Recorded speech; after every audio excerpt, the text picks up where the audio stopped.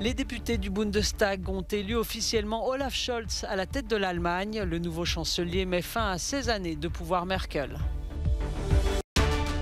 L'OMS affirme qu'à ce stade des études, le variant Omicron du Covid-19 n'est pas plus dangereux que Delta et qu'il n'y a pas de raison pour que les vaccins ne soient pas efficaces.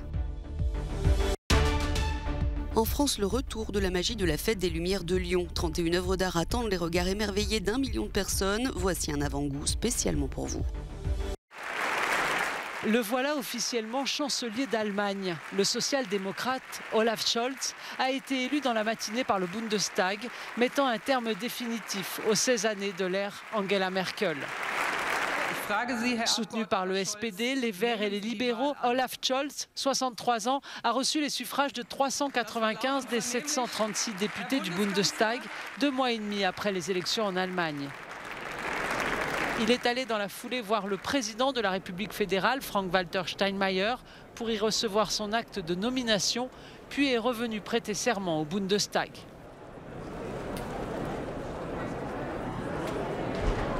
Dans un message publié sur Twitter, le président français Emmanuel Macron a salué l'élection de Olaf Scholz en lui promettant d'écrire la suite ensemble pour les Français, pour les Allemands, pour les Européens. Le Kremlin a évoqué une volonté de continuité de son côté, en souhaitant l'établissement d'une relation constructive entre le président Vladimir Poutine et le successeur d'Angela Merkel. 20 000 nouveaux cas de Covid-19 et 504 décès ces dernières 24 heures en Pologne. Le gouvernement a annoncé de nouvelles restrictions pour répondre à ce nouveau rebond épidémique et la vaccination pourrait être rendue obligatoire pour certains métiers le 1er mars. En Belgique, le gouvernement entend aussi imposer la vaccination au personnel soignant en début d'année prochaine. La bonne nouvelle, c'est qu'à ce stade des études, l'OMS estime que le variant Omicron n'est pas plus dangereux que Delta. Elle rassure aussi sur l'efficacité des vaccins. Nous avons des vaccins qui se sont révélés efficaces contre tous les variants jusqu'à présent, en termes de maladies graves et d'hospitalisation, et il n'y a aucune raison de penser qu'il en sera autrement pour Omicron. Face au rebond de la pandémie en Europe, l'OMS a par ailleurs appelé à mieux protéger les enfants, actuellement la classe d'âge la plus touchée, tout en gardant la vaccination obligatoire de la population comme une option de dernier ressort absolu. Le Portugal vient de donner son feu vert à la vaccination des 5-11 ans, rejoignant ainsi l'Italie, la Grèce, l'Espagne ou encore la France, parmi les pays ayant donné leur aval à une version du vaccin Pfizer moins forte que celle destinée aux adultes. La Cour internationale de justice, la CIG, a rendu ses premières décisions dans le différend qui oppose l'Arménie et l'Azerbaïdjan. La plus haute juridiction de l'ONU a été saisie par les deux États suite au conflit de l'an dernier dans le Haut-Karabakh. Les deux pays s'accusent mutuellement de violer une convention contre la discrimination raciale. L'Azerbaïdjan protégera de la violence et des sévices corporels toutes les personnes capturées lors du conflit de 2020, a notamment déclaré la juge qui préside la Cour. Le pays doit prendre toutes les mesures nécessaires pour empêcher l'incitation et la promotion de la haine et de la discrimination raciale à l'encontre des personnes d'origine ou de nationalité arménienne. Dans le même temps, la juge a exhorté l'Arménie à lutter également contre la haine raciale.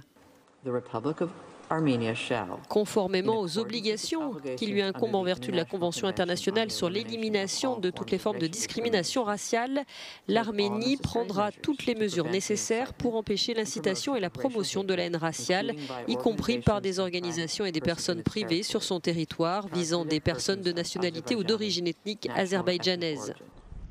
À l'automne 2020, le conflit pour le contrôle du Haut-Karabakh a fait quelques 6500 morts.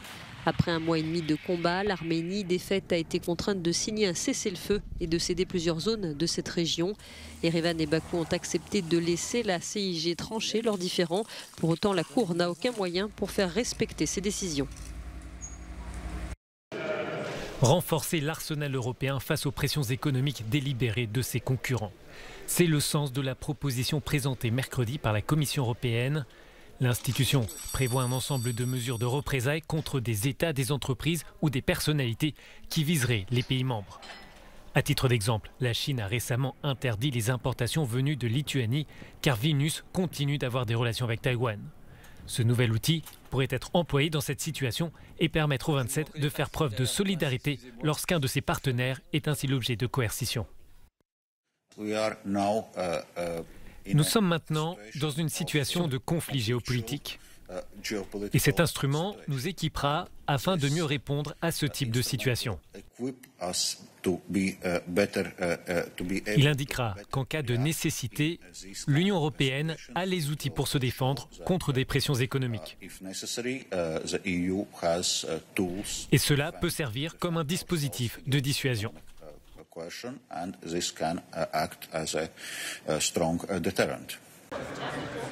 Les décisions de politique internationale et les sanctions sont difficiles à prendre à l'échelle européenne car elles nécessitent l'unanimité. Or, très souvent, chaque État membre cherche à préserver ses propres intérêts à l'égard de pays comme la Chine ou la Russie par exemple. S'il est approuvé, ce mécanisme permettra à l'Union de réagir rapidement. Quelle que soit l'action de l'Union par le biais de sanctions ou de mesures de représailles, ces initiatives sont compromises lorsque les États membres eux-mêmes agissent de façon contraire aux objectifs politiques collectifs. Le problème, comme toujours, c'est que les pays membres gardent jalousement leurs prérogatives en matière de politique internationale. La proposition peut compter sur le soutien de la France et de l'Allemagne. En revanche, la Suède et la République tchèque voient dans cet outil une menace pour les relations commerciales. Parmi les mesures de rétorsion, la Commission propose des taxes ou des quotas sur les importations. À l'approche des fêtes de fin d'année, l'effervescence monte à Rungis, aux portes de Paris. Le ventre de la capitale française se présente comme le plus grand marché au monde de produits frais. Et malgré la crise du Covid qui se prolonge et les restrictions qui se multiplient, l'ambiance reste à l'optimisme. Les professionnels s'adaptent. Un des produits phares, la volaille, sera ainsi de petite taille cette année. Là, on pouvait servir de 4 à 6 personnes. Petit comité, parce que les réveillons vont être un peu restreints, donc ça va être un bon format. Outre le Covid, la grippe aviaire il y a quelques mois a également perturbé le secteur. Celui que l'on surnomme ici le roi de la volaille prévoit même des pénuries de foie gras. On va avoir une rupture dans le canard gras, foie gras, ça c'est sûr, foie gras de canard, magret de canard, ça va être très compliqué.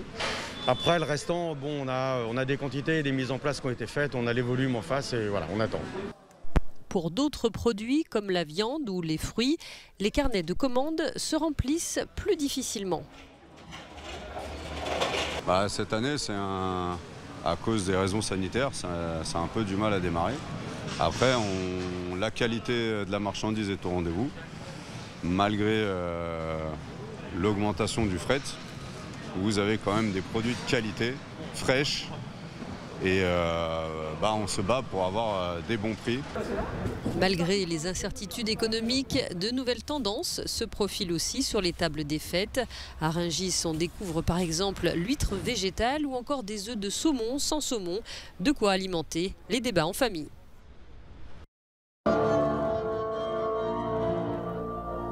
La magie des Lumières est de retour à Lyon. Pendant 4 jours, toute la ville s'illumine. Dès la tombée de la nuit, la cathédrale Saint-Jean, les bâtiments publics, les places, les parcs et même le lac de la Tête d'Or deviennent les toiles d'œuvres d'art. L'instinct de l'enfant, on a envie de jouer avec le plan d'eau et lancer des ricochets. Après, ce qui est surtout intéressant dans le ricochet, c'est l'onde de lumière que produit en fait l'impact d'une pierre sur l'eau. Il y a un dialogue qui se fait entre la grande canopée végétale qui est derrière nous et le plan d'eau. Poétique et ludique pour sortir de l'amorosité du Covid-19, c'est le fil rouge de cette édition 2021.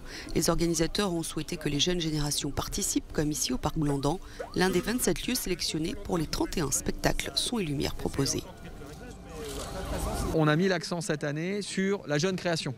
60% des artistes qui présentent des œuvres dans cette fête des Lumières sont de nouveaux participants. Comme Jérémy Bello, auteur du mapping de la cathédrale Saint-Jean cette année. Il devait déjà participer l'an dernier pour la première fois, mais la Fête des Lumières 2020 avait été annulée.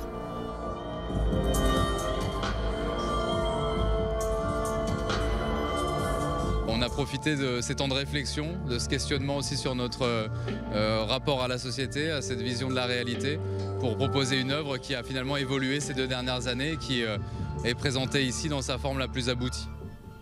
Pour en profiter, sachez que le port du masque est obligatoire partout, le pass sanitaire requis pour les espaces intérieurs et qu'aucune vente de boissons ou de nourriture n'est autorisée dans les rues dans tout le périmètre de la Fête des Lumières. Plus d'1 million de personnes sont attendues à Lyon.